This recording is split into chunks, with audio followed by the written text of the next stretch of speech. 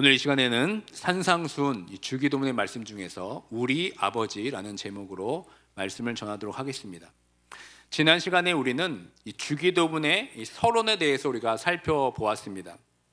주기도문을 통해서 우리가 놓치지 말아야 할 것이 있다면 이 주기도문은 이 산상수훈의 그 말씀의 맥락 안에서 이해해야 한다는 점입니다. 산상수훈은 하나님 나라 이 거룩한 백성으로 세상과 구별된 삶을 살아가라고 우리에게 말씀하고 있습니다.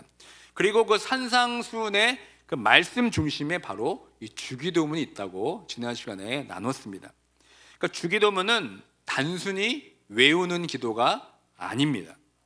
주기도문은 예수 그리스도의 복음을 통하여서 새롭게 창조된 하나님 나라 백성의 정체성을 보여주는 기도입니다. 거룩한 백성으로 이 세상에서 살아가다 보면은 우리는 좌절할 수가 있습니다. 때로는 나도 모르게 세상의 길을 따를 때도 있습니다. 또 우리가 가야 하는 그 길을 잃을 때도 있습니다. 그럴 때마다 우리는 이 주기도문을 통해서 다시 한번 하나님 나라 백성으로 이 세상을 살아가는 것이 무엇인지를 다시 한번 돌아보게 됩니다. 이 주기도문을 통해서 다시 한번 하나님 나라 백성으로서 나의 정체성을 다시 확인하게 됩니다. 그리고 그 기도를 통해서 하나님 나라 백성으로서의 다시 힘을 얻는 기도가 바로 주기도문입니다. 지난 시간에 주기도문의 첫 구절 하늘에 계신 우리 아버지가 바로 기도의 문을 여는 열쇠라고 말씀을 드렸습니다. 그 말씀의 첫 번째로 하늘에 계신 이라는 기도를 살펴보면서 이 하늘에 계신 이라는 뜻은 하나님의 그 초월성, 즉 우리와 다른 차원에 계셔서 우리를 구원하시는 하나님께 우리가 기도를 드리는 것이라고 말씀을 나눴습니다. 그런데 여러분, 여기서 중요한 것이 하나 있습니다. 하나님은 먼 하늘에 계셔서 우리와 상관없이 그저 초월적인 분으로만 계시지 않습니다. 그 하나님께서는 먼 발치에 계신 것이 아니라 우리와 함께 해 주신다는 겁니다. 이 세상에는 수많은 종교가 있습니다. 특별히 그 많은 종교 가운데 하나님의 초월성을 부인하는 신론이 하나 있습니다. 그것을 우리가 범신론 이렇게 부릅니다. 이 범신론은 간단히 말해서 모든 것이 곧 신이라는 어떤 철학적, 종교적 관점을 가지고 있습니다.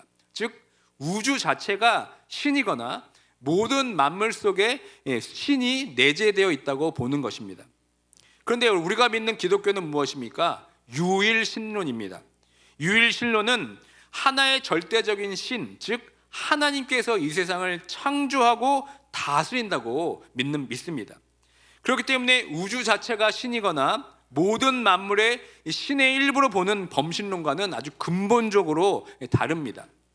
인도 계열의 힌두교 혹은 또 도교가 대표적인 이 범신론의 종교입니다.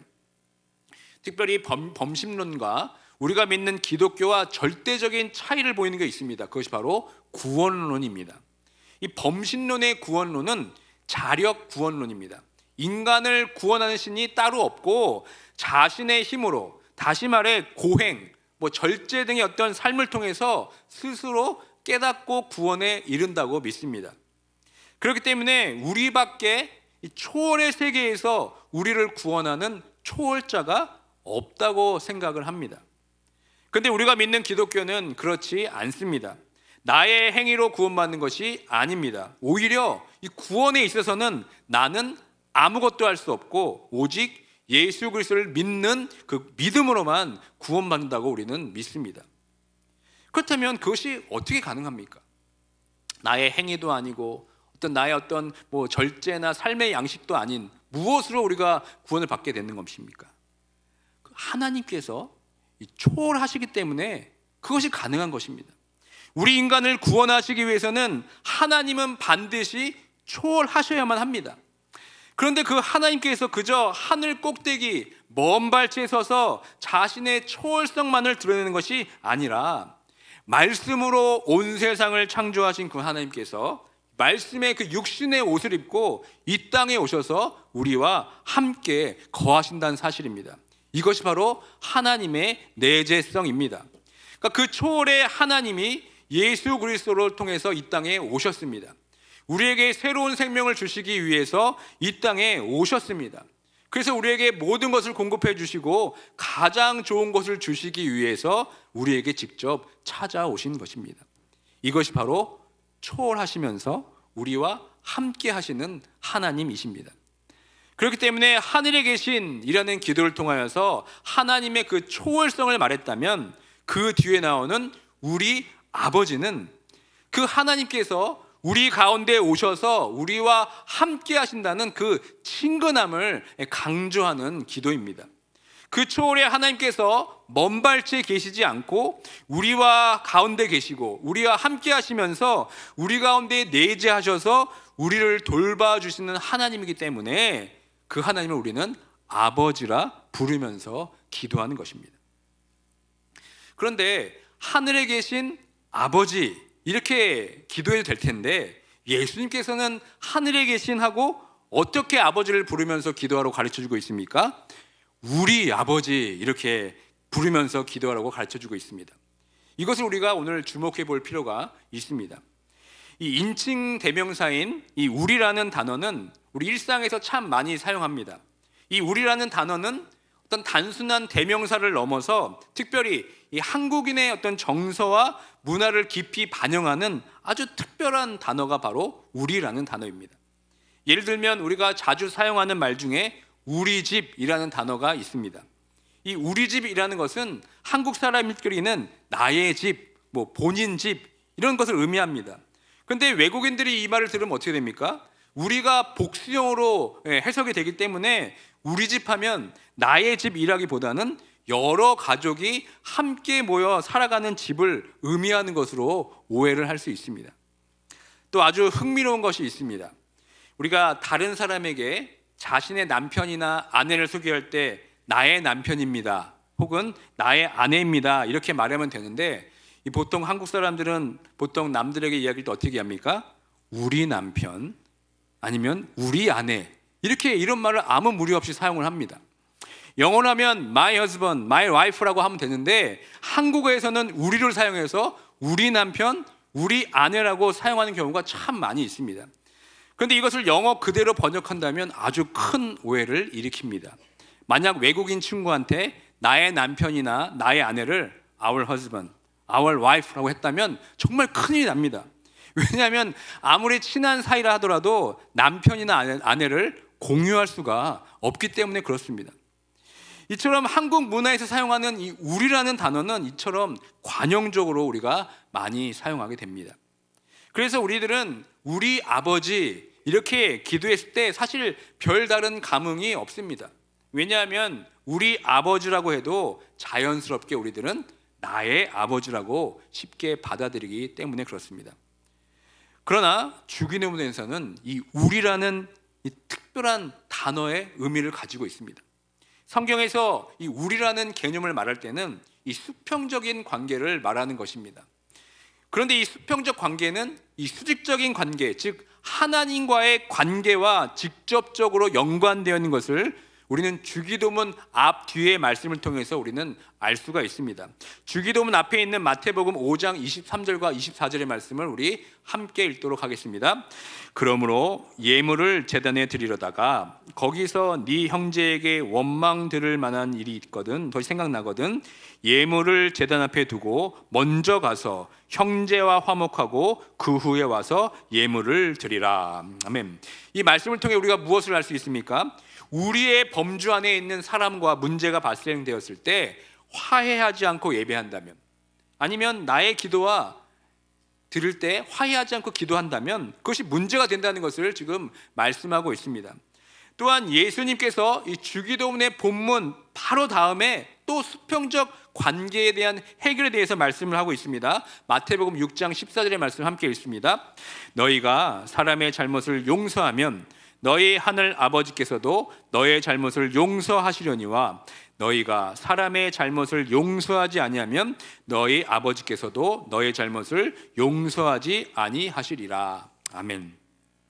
주기도문에서 분명히 죄 용서에 대한 기도, 우리가 우리에게 죄 지은 자를 사해 준 것 같이 우리의 죄를 용서하여 주시옵고, 이렇게 포함되어 있음에도 불구하고 주기도문이 끝나자마자 또 바로 이웃과의 관계인 용서가 강조되고 있음을 우리는 확인할 수가 있습니다. 그렇다면 여기서 우리가 무엇을 알 수 있습니까? 우리가 하나님께 드리라고 가르쳐 주신 이 주기도는 이 나의 기도로만 끝나는 기도가 아니라는 사실입니다. 그러니까 예수님이 가르쳐 주신 주기도는 나의 기도의 범주를 넘어서 우리라는 기도로 확대되어진 것을 우리는 볼 수가 있습니다. 그렇다면 여기서 말하는 우리는 누구를 말하는 것입니까? 내가 알고 있는 주변 사람들을 말하는 것입니까? 아니면 전 세계 모든 인류를 뜻하는 것이겠습니까? 여기서 우리는 모호한 우리가 아니라 실제가 있는 인친 대명사를 말하고 있습니다. 결코 좁은 우리 혹은 모호한 우리가 아닙니다. 요한일서 5장 1절의 말씀 함께 읽습니다. 예수께서 그리스도이심을 믿는 자마다 하나님께로부터 난 자니 또한 낳으신 이를 사랑하는 자마다 그에게서 난 자를 사랑하느니라. 아멘. 예수 그리스도를 믿고 예수님을 영접하는 순간 누구나 하나님의 자녀, 하나님의 백성이 됩니다. 하나님과의 관계가 없던 사람들도 예수 그리스도를 믿음으로 말미암아 하나님을 아버지라 부르게 됨으로써 하나님의 자녀가 됩니다. 그래서 나와 같이 하나님을 아버지라 부르고 또 다른 하나님의 자녀들을 우리는 만나게 됩니다. 그렇기 때문에 우리는 처음부터 나 홀로의 신앙생활은 불가능합니다. 나를 포함해서 하나님을 아버지라 부르는 모든 사람들을 가리켜 우리라고 부르게 됩니다. 사실 여기에 모인 우리들은 서로 생각도 다르고 성향도 다릅니다. 그리스도가 아니었으면 우리는 만날 일이 없었을지도 모르겠습니다. 그런데 우리는 하나님을 믿음으로 인해서 우리를 우리 되게 하셨습니다.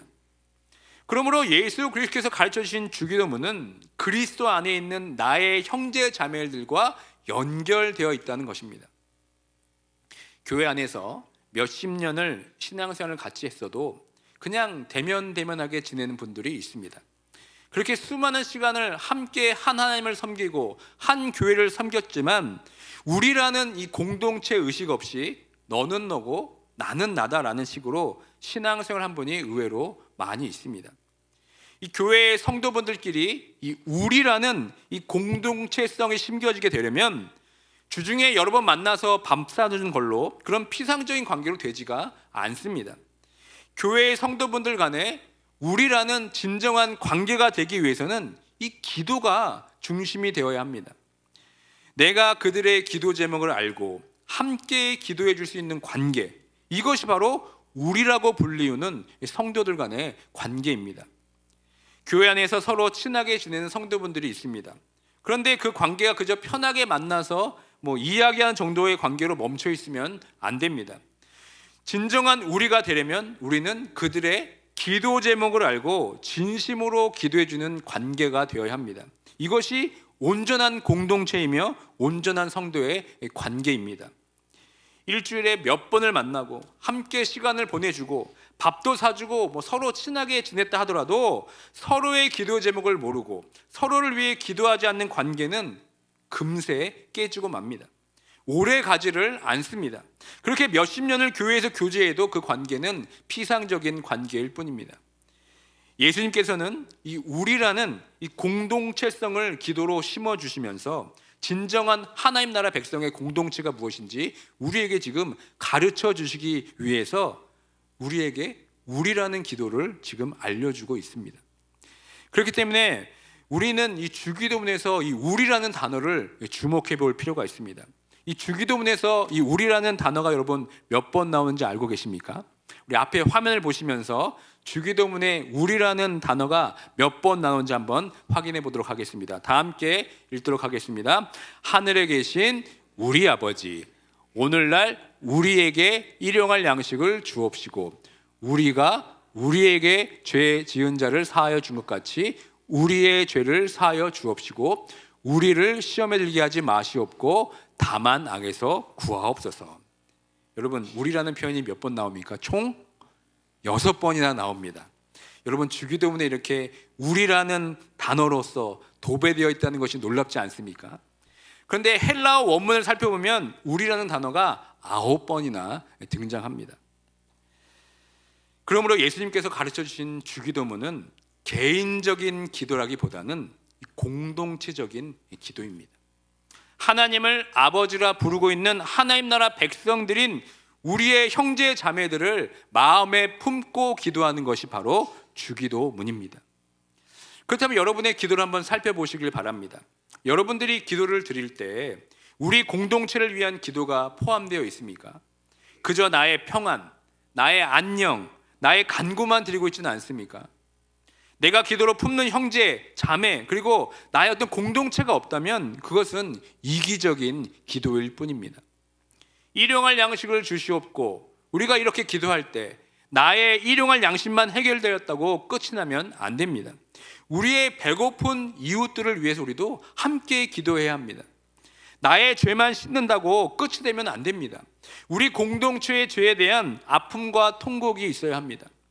내가 시험이 들어 아프고 괴롭고 낭망했다면 우리 형제 자매들의 시험 앞에서 우리는 함께 아파하고 공감하는 기도를 해야 합니다.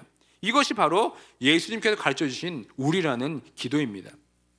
우리가 함께 기도하기 시작할 때 하나님께서 우리와 함께 역사해 주십니다. 예수님께서 가르쳐 주신 이 우리라는 기도를 통하여서 내 주변의 형제 자매 그리고 교회 공동체를 위해 기도하는 모두가 되길 주님의 이름으로 축원드립니다.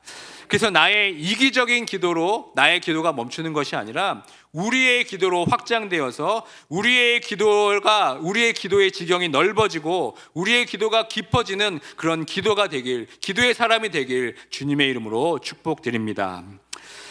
또 우리가 주기도를 통해서 기도의 문을 열쇠 중 하나가 바로 아버지라는 단어입니다.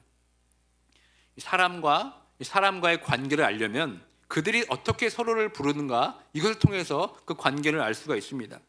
상대방을 어떻게 부르는가에 따라서 사람과의 관계를 우리는 알 수 있습니다. 예를 들어 저와 제 아들 노아를 처음 본 사람은 우리들의 관계를 잘 모릅니다. 그런데 노아가 나를 아빠라고 부르면서 그제서 사람들은 아버지와 아들의 관계임을 알게 됩니다. 마찬가지로 하나님을 우리가 어떻게 부르는가, 이걸 통해서 하나님과 나와의 관계를 알 수 있는 아주 중요한 요소가 되는 겁니다. 여러분들은 기도할 때 하나님을 어떻게 부르십니까? 이 주기도문의 이 헬라어 원문을 보시면 가장 먼저 나오는 단어는 하늘에 계신이 아닙니다. 헬라어 원문에 가장 먼저 나오는 단어가 바로 파테르, 바로 아빠라는 단어입니다. 이것은 아주 중요한 의미가 담겨져 있습니다. 예수님께서 가르쳐 주신 이 파테르, 아빠라는 말은 우리가 사용하는 아빠와 거의 똑같은 말입니다. 이 아빠라는 말은 아버지를 친근하게 부르는 어린 아이의 언어입니다. 하나님을 아빠 혹은 아버지라 부르는 것은 무엇을 의미하는 것이겠습니까? 출애굽기 4장 22절에 보면 이렇게 기록되어 있습니다. 너는 바로에게 이르기를 여호와의 말씀에 이스라엘은 내 아들 내 장자라. 이 말씀을 보면 하나님께서 이스라엘 백성들을 내 아들, 장자, 내 맏아들이라고 말씀하고 계십니다. 이것은 하나님과 이스라엘과의 그 언약 관계를 보여주는 아주 중요한 말씀입니다. 그런데 유대인들은 감히 하나님을 아빠라고, 아버지라고 부르질 못했습니다. 그래서 유대 문헌에 보면은 하나님을 아빠라고 부른 예가 거의 없습니다. 유대인의 신학 사상 속에서는 감히 거룩하신 하나님을 아빠, 아버지라고 부른다는 것은 상상할 수가 없는 일이었습니다. 그러므로 예수님께서 하나님을 아빠, 아버지라 부르는 것은 그 당시 대단히 혁명적인 기도였습니다. 그런데 예수님께서는 하나님을 아빠라고 부르고 이제는 제자들에게 그리고 우리들에게 하나님을 아빠, 아버지라고 부르면서 기도하라고 가르쳐주고 계십니다. 하나님께서 우리에게 가장 최고로 주신 선물이 있다면 여러분 무엇이겠습니까? 그것은 우리를 하나님의 아들로, 딸로, 자녀로 삼아주신 것입니다.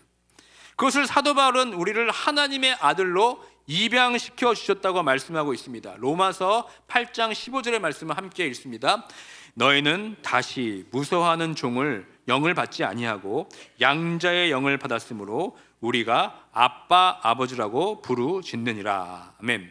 이것을 한글 세번역으로 읽으면 또 더 마음에 와닿습니다. 함께 세번역의 말씀을 읽습니다. 여러분은 또다시 두려움에 빠뜨리는 종살이의 영을 받은 것이 아니라 자녀로 삼으시는 영을 받았습니다. 그래서 우리는 그 영으로 하나님을 아빠 아버지라고 부릅니다. 이 자녀로 삼으시는 영, 이것을 영어로 번역하면 Spirit of Adoption, 즉 입양의 영입니다. 그러니까 죄의 노예, 세상의 종살이였던 우리가 예수 그리스도로 인해서 하나님께로 입양된 겁니다. 그리고 예수님과 동일하게 우리도 아빠, 아버지라고 부를 수 있는 특권을 누린 것이 여러분 얼마나 큰 복입니까? 우리는 예수 그리스도를 믿음으로 말미암아서 죄의 종에서 하나님의 자녀로 입양된 것입니다. 예수 그리스도를 우리가 믿지 않았다면 우리는 여전히 죄의 노예, 죄의 종으로밖에 살아갈 수 없는 존재들입니다. 그런데 예수 그리스도를 통해서 우리에게 하나님의 자녀가 되는 특권을 주셨습니다. 그래서 우리가 하나님을 아빠, 아버지라고 부르게 되었습니다. 요한복음 20장 17절의 말씀 함께 읽습니다. 예수께서 이르시되 나를 붙들지 말라. 내가 아직 아버지께로 올라가지 아니하였노라. 너는 내 형제들에게 가서 이르되 내가 내 아버지 곧 너의 아버지 내 하나님 곧 너희 하나님께로 올라간다 하라 하시니. 그러니까 예수님께서는 나의 아버지, 나의 하나님이라고 부르던 그 하나님을 너의 아버지, 너의 하나님이라고 부르라고 우리에게 알려주고 있습니다. 예수님께서 직접 우리에게 그렇게 부르라고 말씀해 주고 있습니다. 참으로 이거 여러분 놀라운 일이 아닙니까? 전에는 죄의 종으로, 죄의 노예로 마치 버려진 것처럼 살고 있는 우리들을 하나님의 자녀로 삼아주신 그 놀라운 은혜를 우리가 깨닫게 된다면 우리가 하나님 앞에 나아가서 그분을 아빠 또 혹은 아버지라 부를 때 우리 마음 가운데 깊은 이 감사와 감격이 흘러 넘쳐야 되지 않겠습니까? 우리의 아빠 아버지 되어주시는 하나님은 우리에게 가장 좋은 것을 주시길 원하시는 분입니다. 우리가 하나님을 아버지라고 부른다는 것은 나에게 가장 좋은 것이 오직 아버지께로만 온다는 것을 고백하는 것입니다. 여러분들에게 아버지 하면 긍정적인 이미지보다 부정적인 이미지로 다가오시는 분도 있을 것입니다. 어떻게 아버지가 나한테 그렇게 하실 수가 있을까? 라면서 원망하며 사는 분들도 있을 것입니다. 그런 분들에게 아버지를 떠올리게 되면은 부정적인 생각으로 하나님을 비출 수도 있을 것입니다. 물론 육신의 부모로부터 상처를 받고 고통을 받을 수도 있습니다. 그러나 우리 하나님 아버지는 그렇지 않습니다. 이사야서 49장 15절의 말씀을 함께 읽습니다. 여인이 어찌 그 젖먹는 자식을 잊겠으며 자기 태에서 난 아들을 긍휼히 여기지 않겠느냐. 그들은 혹시 잊을지라도 나는 너를 잊지 아니할 것이라. 시편 27편 10절의 말씀입니다. 시작. 내 부모는 나를 버렸으나 여호와는 나를 영접하시리이다. 아멘. 우리는 하나님 아버지를 알아가면서 육신의 아버지의 한계를 다시 한번 확인하게 됩니다. 그러나 우리는 이사야서의 말씀처럼 또 시편의 말씀처럼 나를 잊지 아니하시고 버리지 아니하시는 하나님, 그 하나님의 사랑을 우리가 경험하게 되면은 우리는 어느덧 그 육신의 아버지를 더 이해하고 사랑할 수 있게 될 것입니다. 그리고 이제는 육신의 아버지가 아니라 하늘의 아버지를 닮아가는 삶으로 변화되게 될 줄 믿습니다.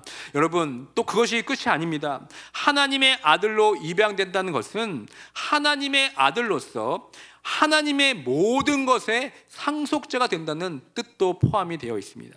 로마서 8장 17절 18절의 말씀 함께 읽습니다.